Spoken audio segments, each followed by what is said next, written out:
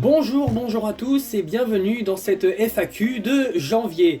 Je sais, on est en février. Je sais que depuis la vidéo sur Monster House, je n'ai pas été très présent. D'ailleurs, si vous n'avez pas vu cette vidéo, je vous invite à la regarder. Mais je pense que cette petite FAQ va être bénéfique pour la chaîne parce que ça va me permettre de vous retrouver et de faire un peu le point sur ce qui est à venir sur la chaîne et ce que je me suis fixé comme objectif.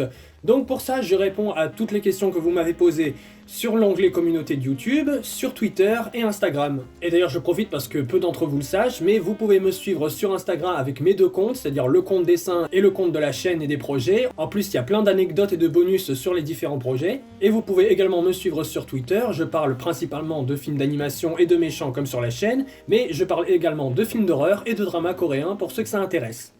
Ceci dit, avant de passer aux questions, je vais répondre vite fait à celles que vous m'avez le plus demandé. Quels ont été mes films préférés de l'année? Jurassic World Dominion, Les Bad Guys, The Batman, Scream le reboot, Freaks Out, Le Pinocchio de Guillermo del Toro, Le Chapeauté 2, La Dernière Quête, et en numéro 1, Halloween Ends, qui a su parfaitement conclure l'histoire d'un de mes personnages préférés de tous les temps. Et pour les séries, je vous dis mon top 4, la série sur Clark Olofsson, la série sur le personnage de la famille Addams mercredi, et deux dramas coréens, à savoir The Sound of Magic et All of the Sarded. Voilà, pour ce qui est bilan ciné, c'est fait, maintenant on passe aux questions. Y a-t-il un style d'animation qui te plaît plus qu'un autre? Alors ça peut surprendre, mais bon, c'est un point de vue que je n'ai plus aujourd'hui, mais il y avait un moment où je n'étais vraiment plus féru d'animation 3D. L'animation 3D, je trouve qu'elle s'est essoufflée avec le temps, principalement parce que Disney utilise tout le temps le même moule d'animation, de chara-design, de ce que vous voulez, mais si vous voulez plus de détails, je vous renvoie sur la 200ème de Mayolek Disneyphile où j'en parle. Mais ce point de vue-là était relativement biaisé parce que je me suis rendu compte que, notamment avec Into the Spider-Verse, la 3D pouvait toujours être renouvelée, c'est simplement qu'il fallait chercher plus. Mais je maintiens quand même que ce n'est pas le style d'animation qui me plaît le plus. Moi, mes petits chouchous, ce sont la stop motion et l'animation 2D. Bien que j'avoue adorer les films qui mélangent l'animation 2D et la 3D, comme Klaus, Le Chapeauté 2 ou Into the Spider-Verse. À quand un cosplay de Deoxys?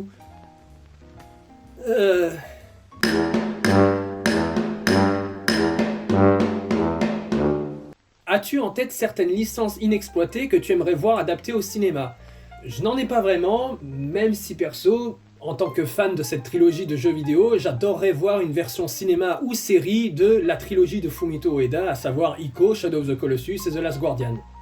On fait un petit coucou à Monstre de Film, qu'est-ce qui t'a décidé à faire une chaîne YouTube sur les dessins animés et particulièrement les dessins animés peu connus ou oubliés? Ce qui m'a motivé, c'est tout simplement la redécouverte de certains films que je pensais avoir oubliés étant petit, et en les découvrant avec un œil adulte, je me suis tellement dit que ces souvenirs méritaient d'avoir peut-être plus d'intention. Je pense notamment à la filmographie de Don Bluth, mais aussi les films comme Monstre contre Alien ou Megamind de DreamWorks. Des films qui sont malheureusement un peu trop dans l'ombre de ce qu'a pu faire Disney, et qui méritent selon moi d'être remis à l'œuvre du jour. Après, j'avoue qu'il y a une petite part de nostalgie dans ce concept. Aussi, la motivation principale de ce concept, c'est l'envie de faire découvrir des choses aux gens. Même si des fois je descends des films comme Rudolph le Renne-Nez Rouge ou Pinocchio 3000, c'est toujours dans une optique de faire découvrir quelque chose. Voilà, même si c'est mauvais ou que ce n'est pas un chef-d'œuvre, voilà, la vidéo sur Pinocchio, si je commence par toute la filmographie animée de Pinocchio, on va dire, c'est principalement pour donner envie aux gens de découvrir ça. Voilà, donc c'est principalement motivé par l'envie de faire découvrir des choses. Oh là, là il y a plusieurs questions, alors on va répondre une par une. Quel est ton film d'animation préféré? J'en ai deux et franchement c'est très difficile de les départager. Les Indestructibles, mais ça tout le monde le sait, et Le Voyage de Chihiro qui, je pense, est facilement pour moi le meilleur film d'animation de tous les temps. Quel objectif t'es-tu fixé par rapport à ta chaîne? Alors je ne me suis pas donné de ligne directrice, principalement parce que ma motivation maintenant c'est de ne pas sortir de vidéo tant que j'en suis pas content à 100%. Donc même s'il y a 2 mois d'écart entre chaque vidéo, voilà, je veux proposer quelque chose qui me plaît et quelque chose d'assez unique. Donc voilà, que ce soit une chronique ou un court-métrage ou quoi que ce soit, je tiens à proposer quelque chose d'inédit. Tu préfères la 2D ou la 3D en termes d'animation? Ça j'y ai répondu juste avant. Est-ce que tu regardes des animés japonais aussi? Je n'en regardais presque pas jusqu'à présent, à part les Ghibli, mais récemment, là, je suis en pleine découverte de l'Attaque des Titans, et effectivement, c'est une masterclass à tous les niveaux. Mais j'ai pas encore fini la série, donc pas de spoil s'il vous plaît. Bravo pour les 2 cas, tu les mérites, merci beaucoup. Voici mes questions. C'est pas trop galère de gérer ta chaîne YouTube en même temps que les études? pour ceux qui ne savent pas, j'ai arrêté mes études d'animation parce que je faisais des études d'animation 3D. Mais la 3D, comme je l'ai dit, même en termes de technique, n'était vraiment pas faite pour moi. Voilà, moi je suis plus quelqu'un qui aime travailler le manuel, voilà, c'est-à-dire tout ce qui est sculpture et animation 2D, ça j'avais de très bonnes notes. Mais tout ce qui était 3D, non, je n'arrivais pas. Pour moi, l'écran d'ordinateur devenait flou quand je voyais toutes les manips à faire, donc voilà. Et puis en plus, moi qui suis dyslexique à mort, ce n'est délibérément pas fait pour moi. Donc non, du coup, là, ce qui est plus difficile à gérer, on va dire, c'est la vie à construire, que ce soit professionnellement ou personnellement, en plus des vidéos YouTube et des courts-métrages. Comptes-tu refaire des collabs avec d'autres YouTubeurs ? J'en ai fait une avec un autre YouTuber, Chisel Reborn, sur Star Wars 8 et Star Wars 9. Et il y a effectivement quelques collabs qui seraient prévus prochainement. Mais voilà, je laisse la surprise, sachant que ça peut changer à tout moment. Mais oui, je compte faire 2 collabs en particulier dans un futur proche. Ceux avec qui je compte faire ces collabs se reconnaîtront. Quels sont tes comédiens et comédiennes de doublage préférés ? J'ai principalement des comédiens de doublage préférés, désolé mesdames. Même si je retiendrai principalement Micheline Dax ou Frédéric Thiermont, qui sont respectivement les voix d'Ursula ou Carrigan dans Casper. Et comédien de doublage, évidemment, le regretté Roger Carrel, dont mon hommage a été supprimé par YouTube, merci beaucoup. Mais mon préféré, je pense que c'est facilement Bernard Allan. Comment ça, c'est qui Bernard Allan ? Bernard Allan, c'est Edno, Lord Chen et le fou furieux là dans Seven. Inspecteur ! Vous me cherchez, n'est-ce pas ? Pourquoi t'es-tu lancé dans la création de courts-métrages fictifs en parallèle de tes critiques, et quelles sont tes inspirations ? Alors, avant de répondre à cette question, vous allez gentiment vous abonner au compte Instagram de cette madame, parce que c'est une illustratrice de talent. Pourquoi je me suis lancé dans la création de courts-métrages ? Parce que ça fait plus de 10 ans que j'essaie de faire vraiment un court-métrage, et que voilà, maintenant que je me suis posé, que je sais ce que je veux faire, que j'ai arrêté les études, etc., voilà, j'ai envie de montrer de quoi je suis capable et ce que j'ai envie de faire. Donc voilà. Quelles sont mes inspirations ? J'ai plein d'inspirations et le truc c'est que j'essaie d'en avoir suffisamment pour pas qu'il y en ait une qui saute aux yeux des gens quand ils verront le court-métrage en disant « Ah, c'est une référence à ça, etc. » et qui ne voient que ça. J'essaie d'avoir plein de références variées, je pense notamment dans le court-métrage qui devrait sortir dans pas très longtemps. Il y a de l'inspiration Burton, il y a du Méliès, il y a du Bayona, du Cindy Sherman dans mes inspirations. Donc voilà, j'essaie d'avoir un gros pactole d'inspiration pour pouvoir créer quelque chose d'unique. Pourquoi un déguisement de clown et où as-tu eu l'idée ? Le déguisement de clown, c'est simplement un hommage à Pierrot, qui est le premier film d'animation de l'histoire. Donc ça me paraissait logique et bien trouvé de faire un personnage de clown pour parler d'animation. Est-ce qu'il y a des films que les gens détestent mais que toi tu apprécies, et quel est le film que tu détestes le plus et pourquoi ?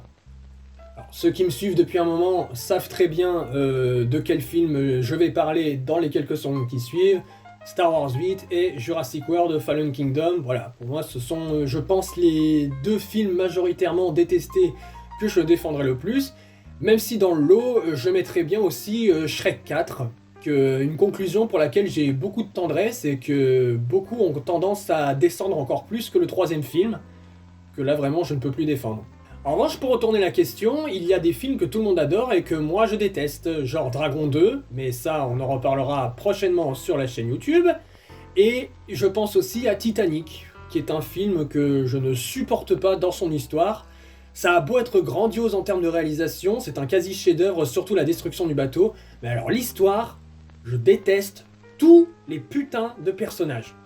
Par contre, le film que je déteste le plus, j'avais du mal à les départager, le premier étant SOS Fantôme l'héritage, mais je pense que celui que je déteste le plus actuellement, c'est Buzz l'éclair, le film de 2022. Cette vidéo est déjà beaucoup trop longue, on en parlera en détail la prochaine fois. À quoi doit-on s'attendre en 2023 sur ta chaîne ? Eh ben ça tombe bien parce que j'ai déjà toutes les miniatures de prêtes pour les vidéos à venir. Ça nous fait 7 vidéos, on va dire, donc on va dire une tous les 2 mois, si je m'en sors, plus un court-métrage. Donc on aura dans un premier temps le nouvel épisode des Méchants Oubliés, ensuite en avril une vidéo consacrée au Chapeau T2, et plus encore, ça parlera plus du lore de l'univers de Shrek.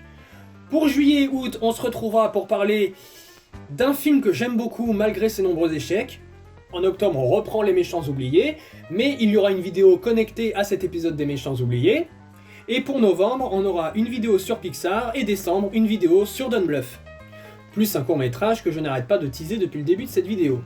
Yo, quel est ton thème préféré de la saga Jurassic Park World? Alors, je vais répondre en 2 fois, parce que je suis pas sûr d'avoir compris la question.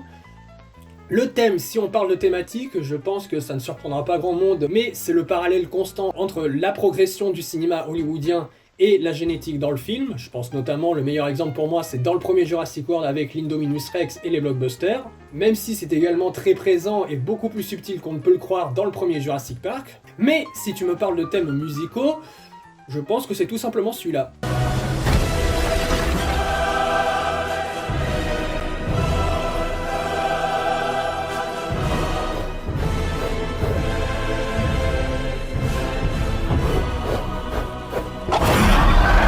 Et la dernière, qui va être la question un peu polémique, que penses-tu de ta communauté? Alors, je suis partagé. Alors, je vais être clair direct, YouTube m'a apporté énormément de choses et beaucoup de positifs. Je pense notamment aux rencontres principalement, que ce soit des youtubeurs avec qui j'ai fait des collabs, comme Mayolek Disneyphile ou Oncle Buck des successeurs, des gens qui sont devenus des confrères youtubeurs, comme Sans Pseudo, Eldragui, Boomster ou Miko. Je pense aussi à des gens qui sont devenus de très bons potes, que ce soit virtuels comme Monstre de Film, ou des potes vus en vrai, comme Le Culturé ou Chiselborn. Et je précise que dans ma communauté, il y a également des gens que je trouve adorables, qui laissent toujours un commentaire, qui encouragent, etc. Mais il y a la communauté qui reste de mes premières vidéos. Et dans mes premières vidéos, j'avais ce tort d'être particulièrement dans l'ombre des youtubeurs que j'aimais. Je pense notamment à Joueur du Grenier, mais aussi à MJ Fermella. L'influence de leurs vidéos se ressentait énormément. Et le truc, c'est que comme je commentais énormément les vidéos, eh bien la plupart des abonnés que j'avais venaient de ces commentaires vidéo. Ce qui fait que, et c'est un ressenti purement personnel, mais dites-moi si je me trompe, mais ce qui fait que, avec le temps, j'ai vraiment eu cette impression que les gens ne me voyaient pas comme un youtubeur à part entière, mais comme un abonné d'un tel qui fait des vidéos. Du coup, tout ce que j'allais dire dans mes vidéos allait être jugé en fonction du prisme de est-ce que c'est en accord avec ce que dit, je sais pas, ce que dit Mayolek, MJ ou peu importe. Et du coup, ça a grandement contribué au fait que j'ai voulu me débarrasser de mes premières vidéos et créer tout le contenu que j'essaie de faire actuellement pour vraiment me donner une identité et me détacher de cette image que j'avais et peut-être apporter plus de piment à ma communauté. Voilà. Bon, donc je suis désolé, j'avais besoin de vous dire ça, c'était du fond du cœur. Mais, je le redis, il y a vraiment des gens adorables dans mes commentaires et qui continuent de me soutenir, et je vous en remercie énormément. Sur ce, voilà, c'est fini pour cette petite FAQ, merci d'avoir tenu jusqu'au bout. Je vous rappelle que vous pouvez également me suivre sur mes 2 comptes Instagram et mon compte Twitter. N'oubliez surtout pas de mettre la cloche si ce n'est pas encore fait pour être au courant des prochaines vidéos. A nouveau, si vous voulez des informations sur ce qui a été dit dans cette vidéo, notamment sur ce qui va venir sur la chaîne YouTube, je vous renvoie dans l'onglet communauté où il y a tout un listing. Et donc je vous dis à très vite pour le prochain Méchants Oubliés, et surtout pour le premier court-métrage officiel de la chaîne. Salut à tous, et n'oubliez pas, n'ayez pas peur des clowns.